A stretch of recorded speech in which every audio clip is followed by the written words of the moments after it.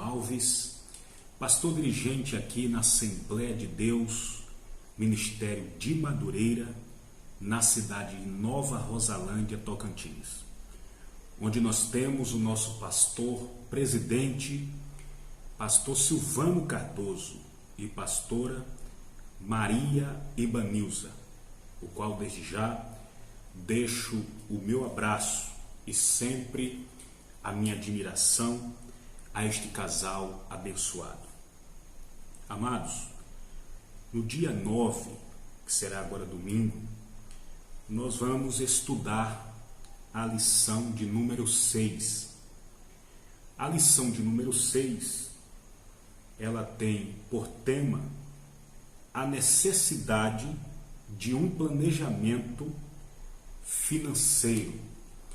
É uma lição muito importante, uma lição que vai trazer muito conhecimento, como as demais lições têm trazido.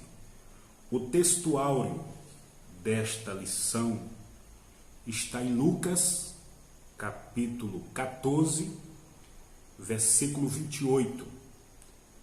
Pois qual de vós, querendo edificar uma torre, não se assenta primeiro a fazer as contas dos gastos, para ver se tem com que acabar?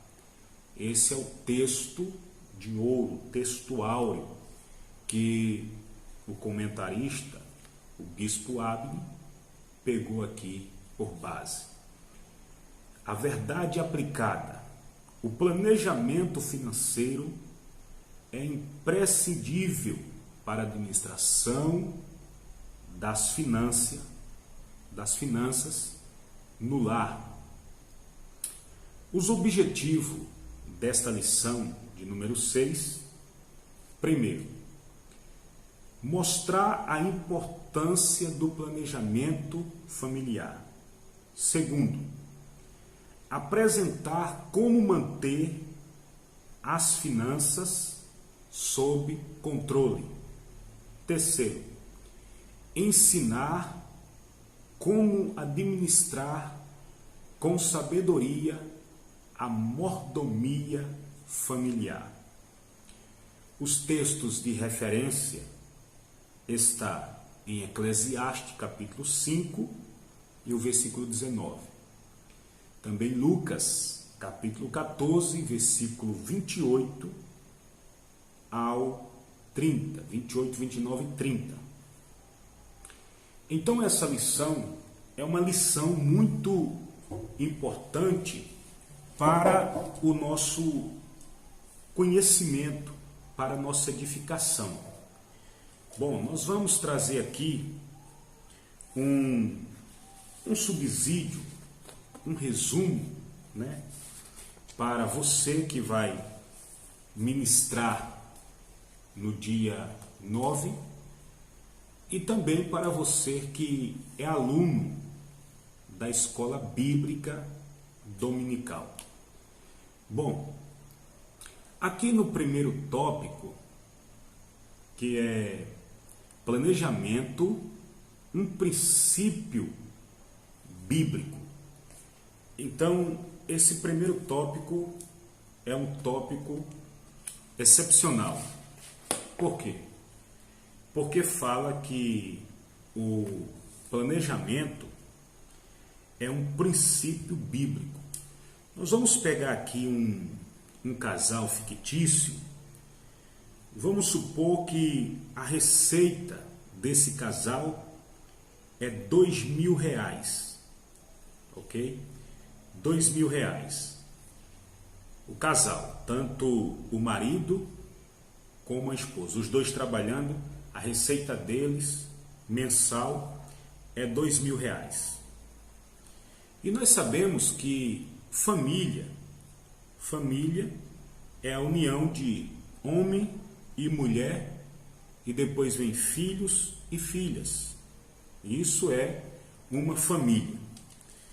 Então, com certeza nessa família vai ter gasto. Então é preciso ter um planejamento. O que é o que é um planejamento? O que é planejar? Planejar é um ato ou efeito de você planejar algo. Então, vamos supor que, voltando aqui para esse casal, vamos supor que a renda dele é R$ 2.000. Só que ele, com a esposa, tem que ter um equilíbrio relacionado à receita mensal, aquilo que entra mensalmente. E também ele tem que ter esse equilíbrio e tem que ter um controle do que está entrando mensalmente dentro da sua casa. Então, qual é o gasto mensal deste casal ou desta família? É R$ 1.000? É R$ 1.800? Então, eles têm que saber qual é o gasto que eles têm mensalmente. Qual é de fato o gasto? Quanto é que eles estão gastando mensalmente?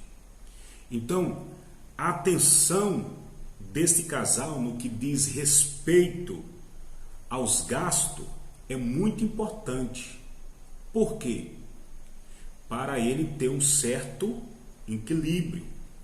Por quê? Porque o planejamento é um princípio bíblico.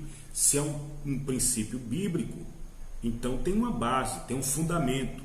Então ele tem que ter a máxima de atenção no que ele está gastando por mês para não ter um desequilíbrio financeiramente dentro do lar.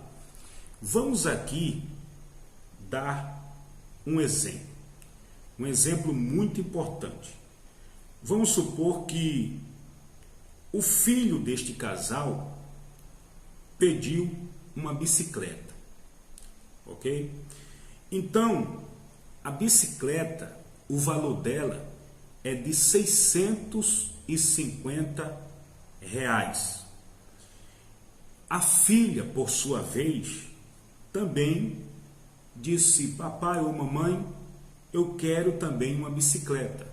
Então ele comprou outra bicicleta no mesmo valor de R$ 650. As duas bicicletas ficaram no valor de R$ 1.300. Então, o que é que o pai fez? Ele pegou e passou no cartão este valor em 10 vezes de 130. Então, o limite do cartão deste casal é de R$ 1.500. Obviamente que agora o cartão dele está comprometido com uma compra aí de 1.300, sendo que o limite dele é 1.500, ficando aí R$ 200 no cartão. Então, ele já não pode comprar mais nada nesse cartão. Agora, o correto, antes dele sair com a sua esposa e com seus filhos, ele tinha que fazer um planejamento antes para depois comprar e presentear os seus filhos. O correto era esse, porque o texto áureo da nossa lição é justamente Lucas 14:28, que diz assim: não se assenta primeiro a fazer as contas dos gastos para ver se tem como, ou para ver se tem com o que acabar. Então, é necessário primeiro fazer as contas, né? É necessário primeiro planejar para ver se realmente tem condições de comprar determinado objeto para a casa, ok? Então, tá aí um exemplo bem simples para você que vai ministrar na aula de domingo, ou você que é aluno da Escola Bíblica Dominical, está aqui esse exemplo dentro desse primeiro tópico, planejamento, um princípio bíblico, ok? O 1.1, evitar a precipitação, né? Evitar a precipitação. Então, vamos pegar esse casal aqui novamente, esse casal fictício. Como nós sabemos que a receita dele é R$2.000, né? A receita deles é R$2.000. Então, o casal ele tem que ter cuidado para não tomar atitudes precipitadas, certo? Ele tem que ter muito cuidado. Por quê? Porque ele tem uma receita de R$2.000, né? E esse ponto que nós estamos estudando agora é evitar a precipitação. Então, ele tem que tomar cuidado para não tomar atitudes precipitadas. E precipitação, ou precipitado, como diz aqui o comentarista, está ligado à pressa irrefletida, né? Ele não refletiu naquilo que ia fazer, não pensou, não parou para calcular se poderia fazer ou não, né? Então, precipitação aqui está ligado à pressa irrefletida. Então, vamos dar aqui o segundo exemplo, novamente. O casal já tinha feito uma compra, uma dívida, e parcelou no seu cartão em 10 vezes o valor de 1.300, 10 vezes de 130, né? Aí vamos supor que a televisão queimou, certo? A televisão chegou a queimar. E agora? O que fazer? Compra outra TV ou fica sem TV até pagar pelo menos a metade que está no cartão de crédito, né? Então, o cartão de crédito aqui está comprometido, mas os dois resolvem correr alguém. Talvez esse alguém pode ser o sogro, a sogra, e pedir dinheiro emprestado, certo? É correto isso aí? Não, não é correto. Então ele contraiu outra dívida. Isso chama o quê? Isso chama precipitação. Ele se precipitou mais uma vez. A família, agora, através da precipitação do pai ou do casal, vai ter que passar um pouco de aperto até que as coisas se ajustem. Então, essa precipitação também está ligado a noivos, certo? Que querem casar, mas querem fazer festas, querem fazer uma bela festa bonita, querem viajar, né? E não tem condições para tal situação. Então aí já passamos aqui um alerta para as pessoas que estão noivos, para tomar esse cuidado, para não se precipitar, para não contrair dívida, certo? Planeje antes de fazer algo. Isso é muito importante.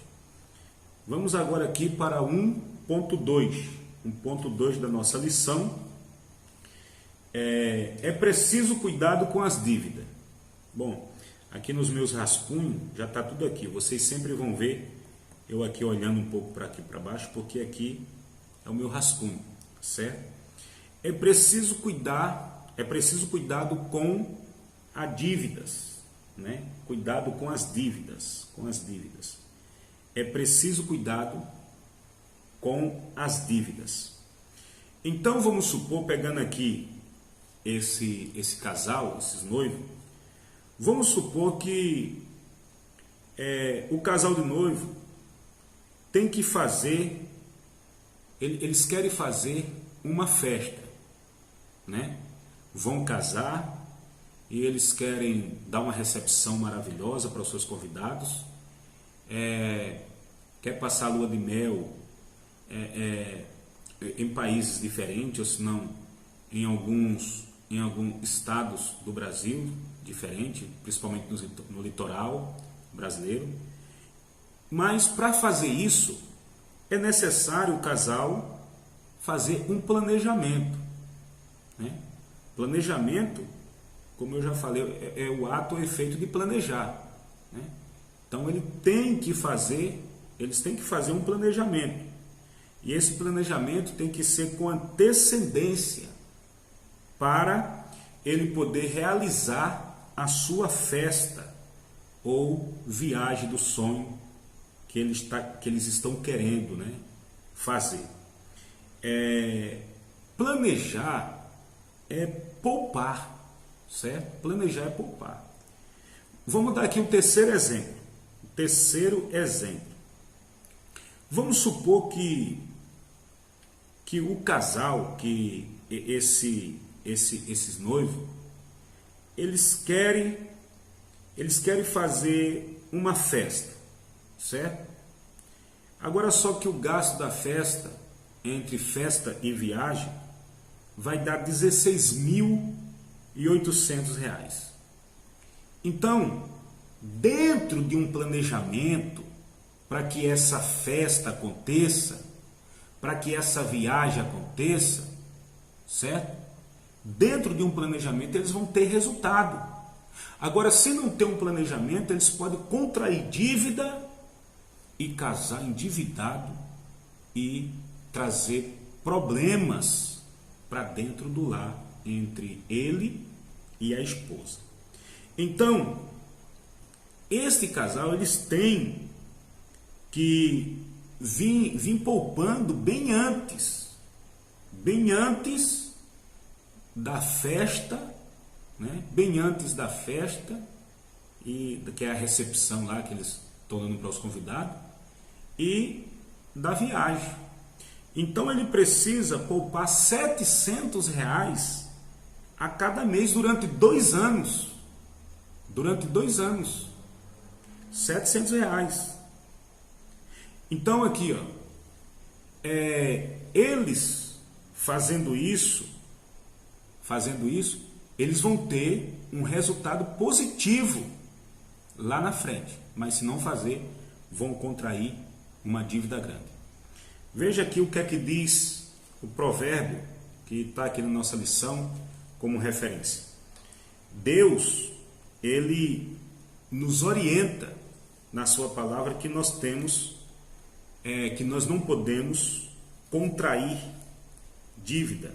Vamos ver aqui o que é que fala em Provérbios 22 de Provérbio e 26 e 27.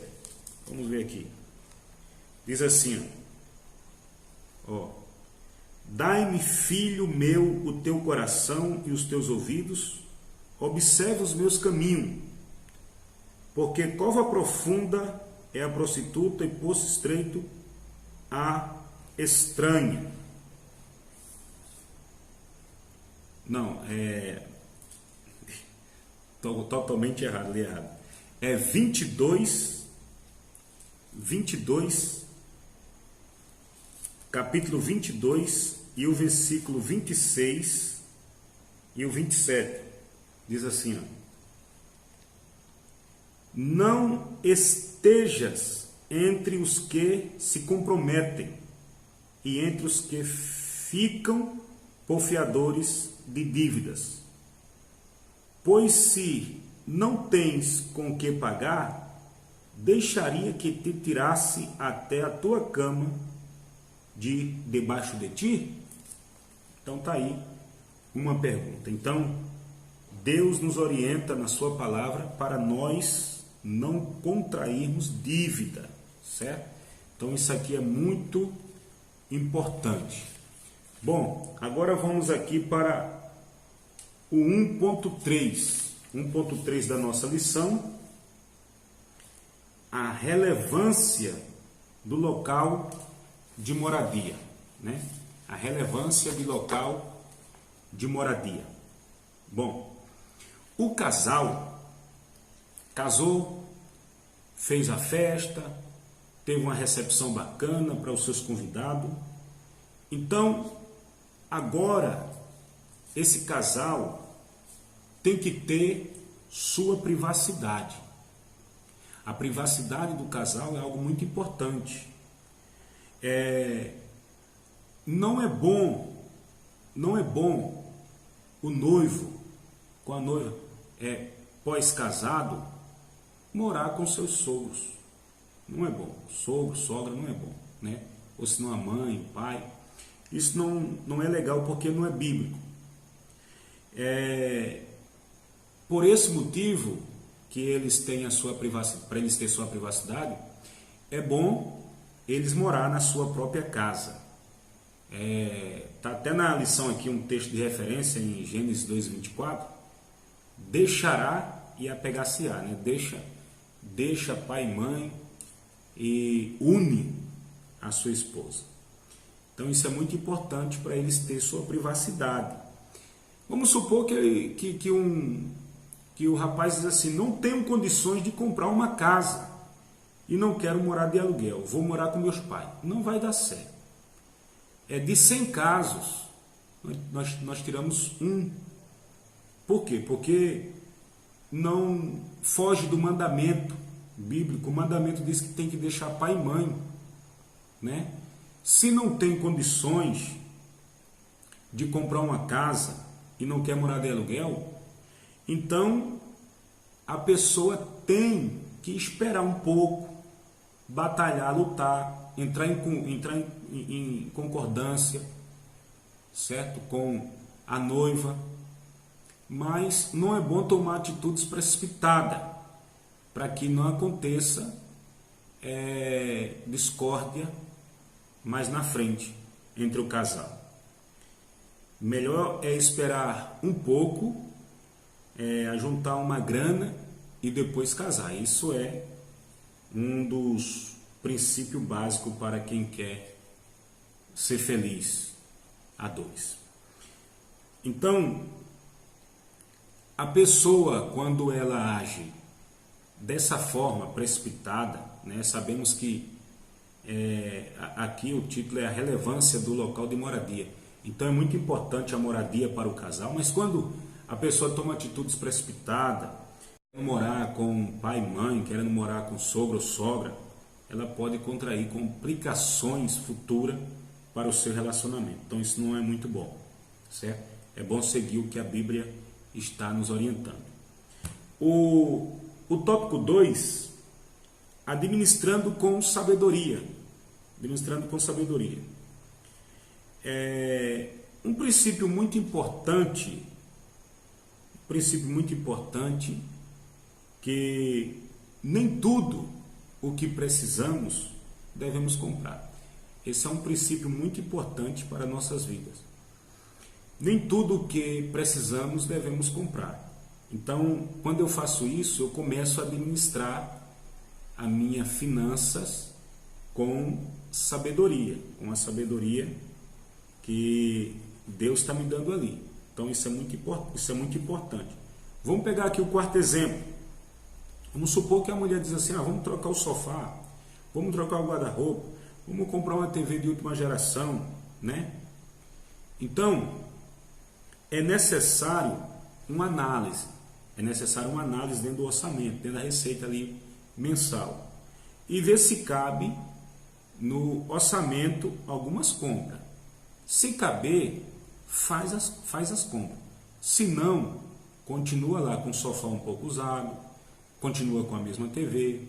É porque não tem necessidade, certo? Então, é melhor esperar um pouco do que contrair dívida e ficar sem dormir bem à noite, ficar tendo discussão aí com a esposa, certo? Agora aqui o 2.1, arrecadar. Arrecadar mais do que gasta. Isso aqui é muito importante, né? É muito importante esse 2.1, porque eu tenho um exemplo aqui bem bacana para passar para vocês. Arrecadar está relacionado à receita, né? A receita mensal. Está relacionado a tudo que entra. Tudo que entra, chamamos aqui de receita, certo? Tudo que entra. Então, vamos dar aqui um exemplo aqui de um controle financeiro. Vou pegar aqui o primeiro exemplo. Vamos supor que tem um cidadão que a receita dele é 1.045, certo? Aí ele tem, aqui tem o dízimo, né? Em primeiro lugar o dízimo, certo? Porque o servo de Deus que tem relacionamento com Deus, ele é comprometido. Ele é comprometido com Deus e ele é dizimista fiel. Então, vem aqui o dízimo, aluguel, água, energia, internet. Vamos supor aqui que o dízimo dele deu R$ 104,50, aluguel 300, água 60, energia 80, internet 100, né? O total aqui deu 644,50 centavos. Então ele teve um saldo aqui de R$400. Então qual foi a despesa dele? A despesa dele foi R$644,50. Qual é a receita? 1.045. Então o resultado pode ser positivo ou negativo, tá ok? Depende muito do controle financeiro dessa pessoa. Então vamos supor que o saldo dele foi 400. Então ele ficou zero. Ele ficou zero. Por quê? Esse saldo aqui é para fazer as compras, né? Mas pastor, vai passar com R$400? Bom, dentro desse orçamento aqui não tem para onde correr. A não ser que a pessoa desfaça aqui da internet, certo? Para comprar aí, fazer um parcelamentozinho aí para comprar uma roupa, né? Tira aqui a internet, R$100 de internet, e tem como aqui comprar uma roupa para a pessoa poder usufruir também aí do seu dinheiro, né? Então, o mês aqui de fevereiro, né? Esse mês de fevereiro, ele pagou todas as dívidas e fechou o mês zerado, certo? Zerado, sem dever a ninguém. Ele vai para o próximo mês, também fecha o mês zerado. Agora vamos supor que ele quer fazer, ele tem esse orçamento aqui de 1.045. Aí ele quer fazer uma compra. A esposa, não, eu quero um celular, é agoniada com o celular. O celular é quanto? É 1.800. Aí ele faz aqui em 10 vezes, parcela de 180, certo? Então isso aqui vai comprometer o salário dele. Vai comprometer. Vamos dar aqui outro exemplo. Vamos pegar aqui um cidadão que ele recebe R$3.000, certo? A receita dele é R$3.000. Só que de despesa ele tem 2.835. Por quê? O dízimo 300, aluguel 800, compra do mês 700, internet mais telefone 180, despesas pessoais 50. Essas despesas pessoais estão relacionadas manicure da mulher, cabelo, certo? E outras coisas aqui. Isso aqui é um exemplo, né? Um exemplo que tanto pode ser menos como pode ser mais. Água 80, energia 90, gás 85. A poupança aqui já deu, tá vendo? Nesse exemplo aqui já deu para poupar R$100. R$100 no mês. Então, como eu falei, o total da despesa foi 2.835. O saldo dele foi um saldo de 165. Então veja, essa renda aqui de 3 mil, essa receita aqui de 3 mil, ele conseguiu fechar o mês com um saldo positivo de 165. Então, quando ele for para o mês de março, nós estamos em fevereiro, quando ele for para o mês de março, ele já vai entrar com um saldo positivo de 165, certo? 165. Lembrando que ele tem R$100 na poupança, que isso aqui vai para a poupança também, esses 165. Então, fica lá 265, certo? Então, o mês de abril, ele vai para 330, certo? 330. Lembrando que ele tem uma poupança de R$200. Então, pega aqui R$200 mais 130. Por que R$200? Que é 100 do mês de março e 100 do mês de abril. Então, dá 200. Não foi positivo aqui em março 165? Então, em abril, vai fechar positivo também. Novamente, ele vai fechar positivo com 330, certo? Então, aqui, ele tem na poupança 200, tem um saldo de 330, ele fechou esse mês aqui, ó, de abril, com R$530. E assim, a tendência aqui nesse exemplo, é sempre aumentar, certo? Ô pastor, e aquele que ganha pouco, 1.045? Bom, eu fiz um exemplo aqui de quem paga aluguel, R$300 de aluguel. Mas tem pessoas que não pagam aluguel, já sobrou os 300. Tem pessoas que podem morar numa casa aí, uma casa mais barata, não sei, certo? Então isso aqui é só um exemplo para a pessoa se basear. Então aqui eu dei esse exemplo nesse 2.1, arrecadar mais do que gasta, certo? Então o 2.2, controlar nossos impulsos, Algo muito importante também é o controle financeiro, o controle financeiro da família, ter controle de impulsos consumistas. Isso é muito importante, né? Então, nesse aspecto, no que diz respeito à administração, o impulso consumista leva a pessoa a contrair dívida. Aí está um grande problema. Quando a pessoa não domina o impulso dela, vai para o shopping, viu aquelas coisas bonitas, tal, viu na televisão aquelas propagandas, né? aquele marketing terrível. Aí a pessoa é levada por aquele impulso, aí faz dívida, além do que não deveria pagar, e fica enrolada cada vez mais. É tudo jogo de marketing. Tem que ter muito cuidado mesmo. Então, quando o casal ele é uma pessoa sóbria no que diz respeito a controlar seus impulsos, o casamento aqui se torna relevante. Ele se torna relevante.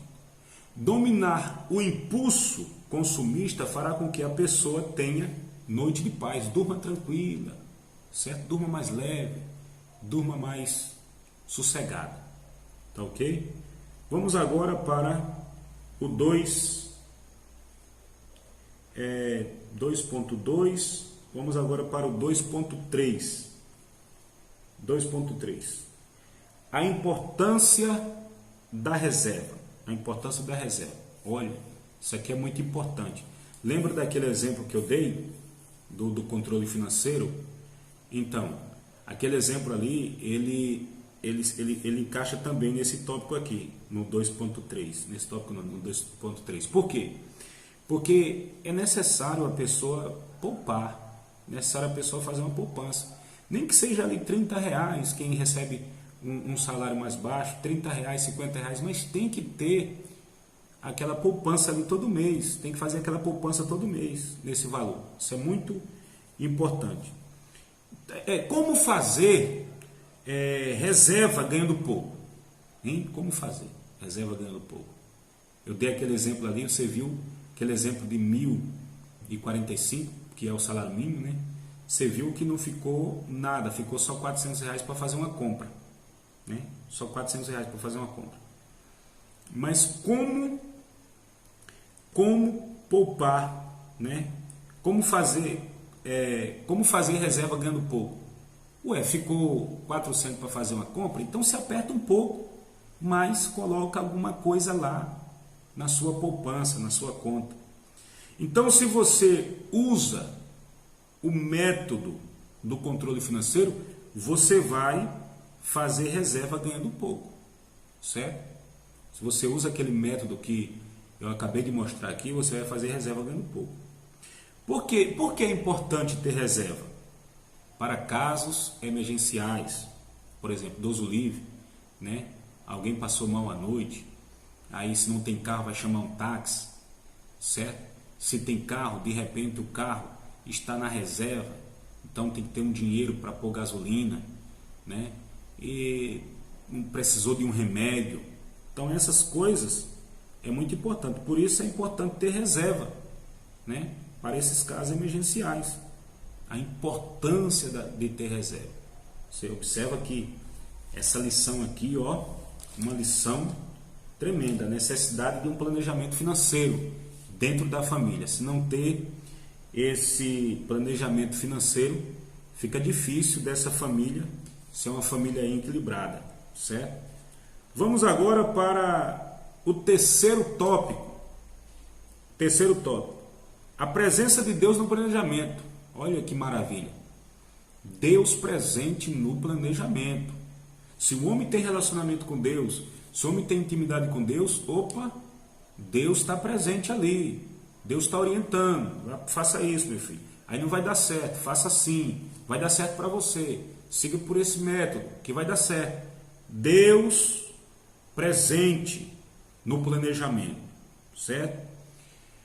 Por que Deus presente no planejamento? Se você analisar, nós somos mordomo daquilo que o Senhor nos deu, nos entregou, né? Se você hoje é um empresário, se você hoje é uma pessoa bem-sucedida, você não é nada mais, nada menos do que um mordomo daquilo que Deus confiou a você.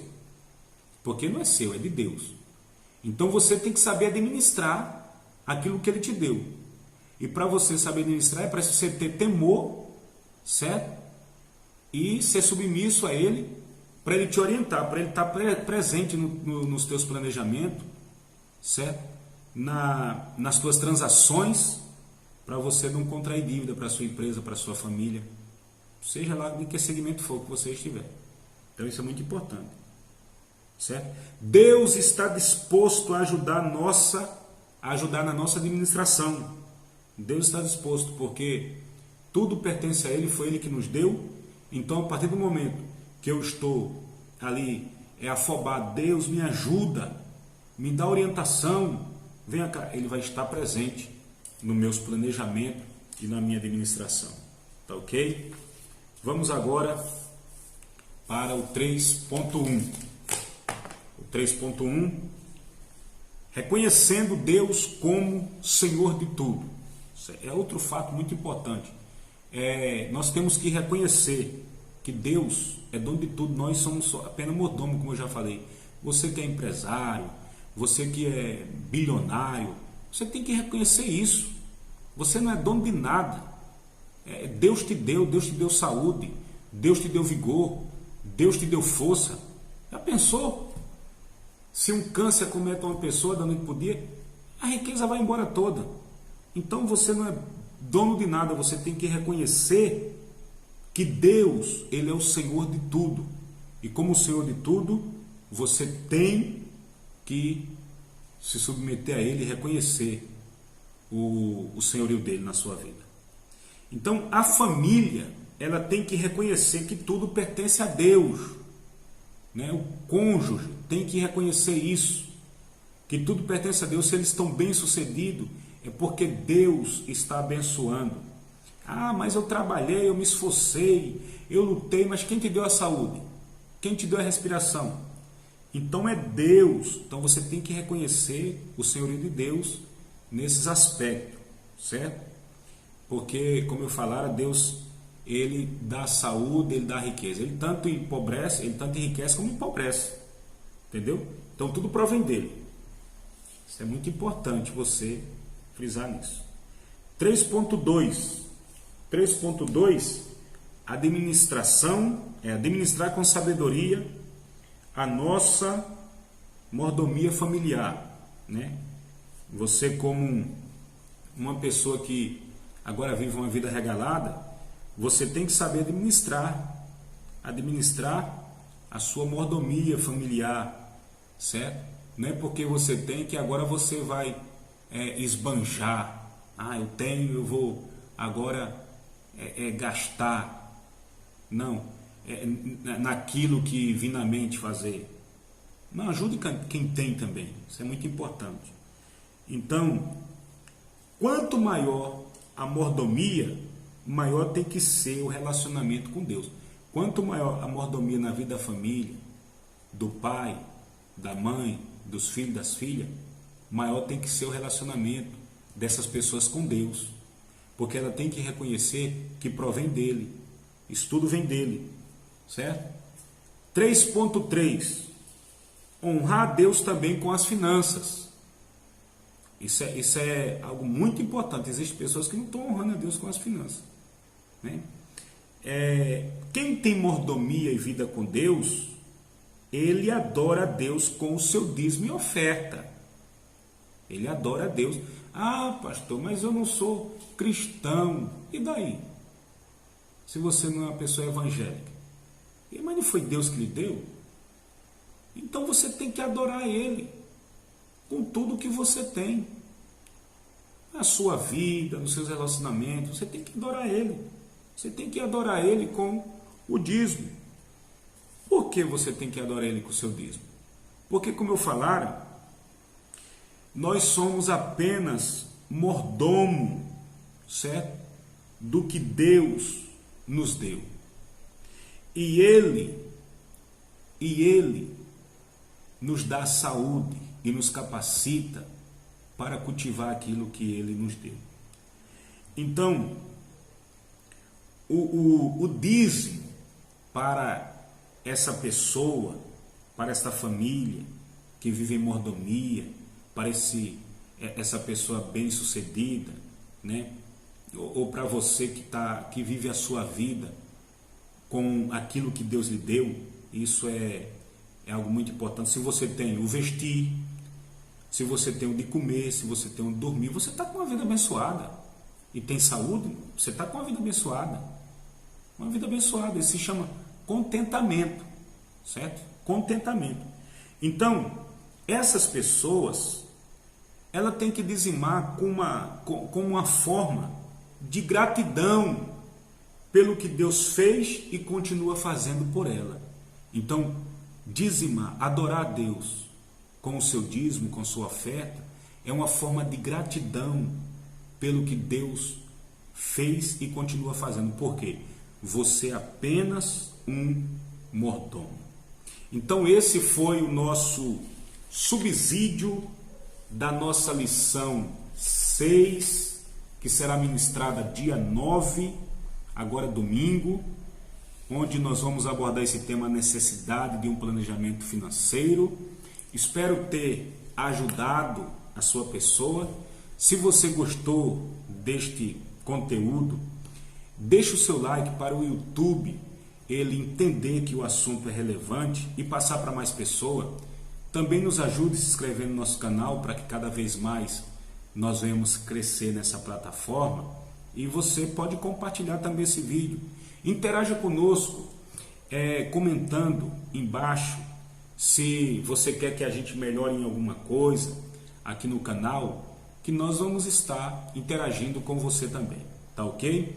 Então Deus abençoe, muito obrigado por ter ficado até agora conosco, escutando esse ensinamento que eu passei para vocês. Deus abençoe.